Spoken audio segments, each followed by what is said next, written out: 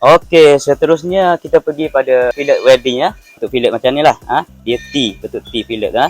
Untuk fillet macam ni kan, kita tacking sini ni. Kedudukan wedding pula macam ni, kedudukan dia. Straight. Kayak macam ni. Okey, kedudukan wedding. Ini kedudukan untuk 1F. Seterusnya 2F. Macam tadi juga, dia ambil satu plate, letak macam ni. Kita tacking sini. Kedudukan weddingnya macam ni, kedudukan sekarang. Okay, wedding straight macam ni. Kedudukan wedding macam ni, kedudukan dia. Okey, straight saja. Seterusnya kita pergi pada 3F. Sama juga, kita taking plate macam ni, ada 2 plate kan. Lepas tu kita dirikan macam ni. So kita wedding daripada bawah sampai atas. Okey, kedudukan dia. Yang seterusnya kita pergi pada kedudukan 4F. Dia punya angle wedding rock macam ni kedudukan dia. Okey.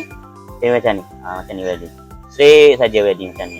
Yang seterusnya kita pergi pada kedudukan 5F. Kita combine pipe dengan plate ya.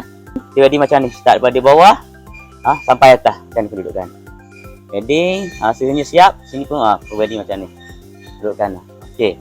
Kalau anda semua nak tahu lebih lanjut apa-apa dalam proses ni boleh datang ke Sirim Academy. Pihak kami akan ajarlah penggunaan wedding untuk 2G dan juga 2F. Okey. Saja.